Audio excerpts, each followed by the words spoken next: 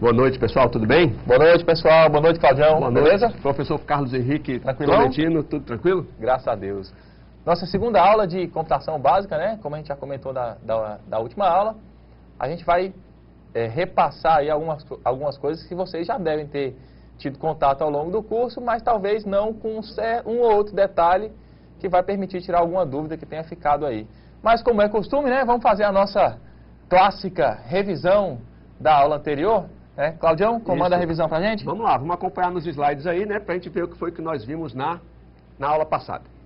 Bom, pessoal, embora a gente saiba, e a gente comentou com vocês algumas vezes na aula passada já, que essas aulas que vocês estão fazendo agora podem ser aulas, principalmente essa, né, de computação básica, pode ser uma aula chata pra caramba. É uma aula necessária, né? Então, vocês viram que na aula passada a gente falou de história do computador, aquele negócio meio, né, difícil de digerir, principalmente, né, no que diz respeito a questões inerentes ao contexto que a gente está vivendo agora. E nesse universo, né, a coisa parece ficar meio solta. Então, naquela aula, né, na aula da quinta-feira passada, nós vimos isso aí que está no slide de vocês, se vocês estão bem lembrados, né? Vimos conceito, quer dizer, sempre conceito, nada de definição, né? Nós não trabalhamos com definição aqui na aula passada e nem vamos trabalhar no decorrer das próximas aulas, dessa inclusive. Então, nós vimos o conceito de dado, o conceito de informação, o conceito de dados analógicos, o conceito de dados digitais e, finalmente, a história dos computadores, que vocês devem ter notado que nos slides da nossa apresentação não existe, né, não existiu muito aquela questão de datas, aquela carga pesada de datas e início e fim de gerações de computadores e tudo mais, porque tem lá na apostila de vocês e cabe uma leitura rápida, né? O que precisa ter ficado ali daquela aula, ter ficado na mente de vocês, é que existem um número X de geração de computadores. E que essas gerações, basicamente, foram caracterizadas pelo hardware, ou seja, pela parte física que compõe o computador, e as suas evoluções, né? Ou seja, e isso, como o professor Carlos falou naquela oportunidade, depende basicamente, ou depende quase que unicamente, de situações físicas mesmo, né? Físicas que eu digo de observações físicas, de efeitos físicos, né? O próprio uso do silício, a descoberta de alguns outros materiais que puderam eu não consigo falar essa palavra, não consegui na aula passada e não vou conseguir hoje. Miniaturizar. Miniaturizar, muito obrigado, professor Carlos. Então, ou seja, tornar pequeno, né, cada vez mais o hardware para que hoje nós possamos ter o que temos hoje, né? Equipamentos pequenos, portáteis, móveis e tudo mais. Só que o importante, até mesmo importante para a aula de hoje, para a gente começar a observar a aula de hoje, é o seguinte: tudo que a gente falou na aula anterior vai acabar culminando na aula de hoje e a gente vai insistir muitas vezes em termozinhos técnicos, entendeu? A gente vai falar aqui de processador, memória, hoje, né? Memória RAM, memória não sei o quê, memória sapo, memória... Enfim, vamos falar de um monte de coisa, um monte de siglazinha que é inerente à nossa área, aquela história da área da computação, como as coisas nascem lá fora, aí chegam as siglazinhas só para a gente digerir, que muitas vezes a gente não digere, a gente só engole, processa e sai inteiro, né? Porque não fica nada dentro do organismo da gente, do ponto de vista de absorção desse conteúdo. Então, o que é que a gente precisa observar? Principalmente em relação a essa questão aqui de dado e informação, né? Olha só, a gente comentou e gastamos um tempo da aula passada para comentar a diferença entre dado e informação. Bom, se a gente pudesse contextualizar esse processo de dado e informação, o Carlos e eu, nós falamos na aula passada, dado seria aquela informação, não, dado seria bruto, né? Seria a informação no seu formato bruto. E a informação seria o dado contextualizado, beleza? Agora,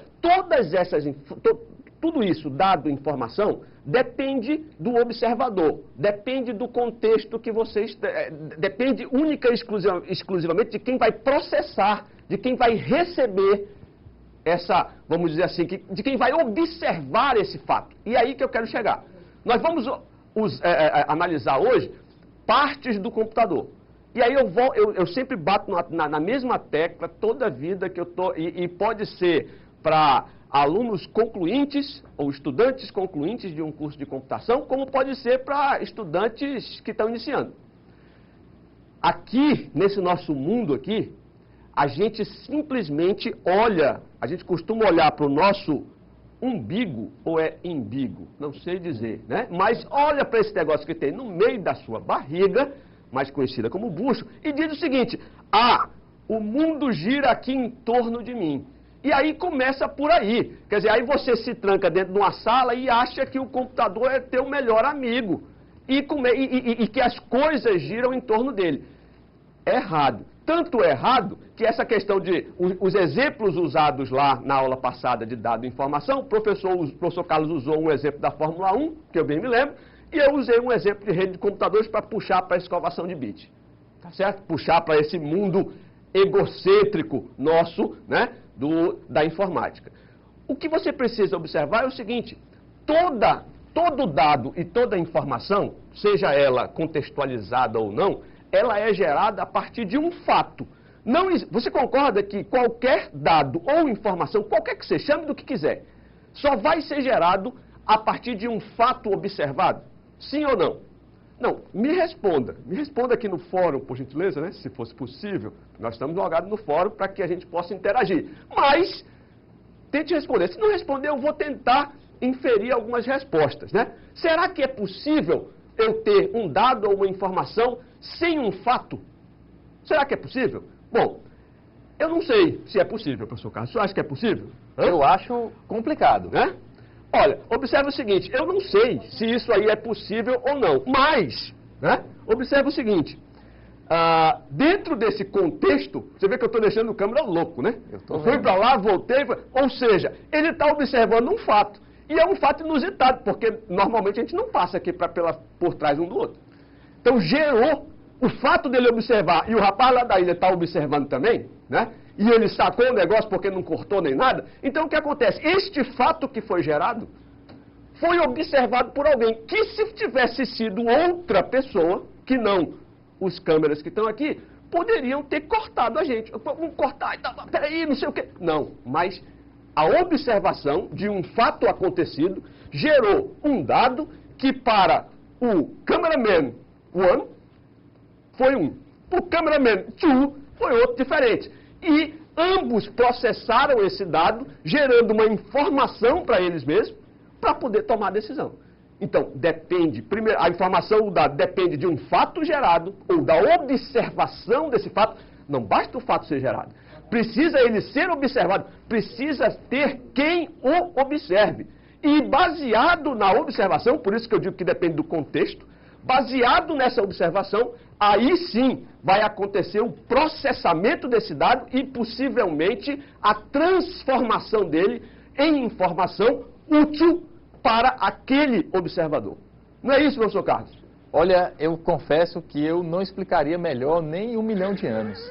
Né? Inclusive, essa questão da decisão tomada aqui pelos nossos colegas aqui do estúdio, simplesmente reforça algo que o Cláudio falou na aula passada também, que os computadores tentam imitar os seres humanos em toda a sua essência, sua capacidade de raciocínio, de inferência, de descobrir coisas novas, mas não vai conseguir. Se essas câmeras fossem controladas por computador, certamente o programa que controlaria essas câmeras teria entrado em colapso no momento que o Cláudio mudou de posição aqui de um lado para o outro, porque geralmente, você já deve ter percebido isso, ou um ou outro fica bem enquadrado, ou os dois, mas nunca se mexendo muito. Então, quando tem essa mobilidade da gente aqui, se não fosse os nossos colegas, que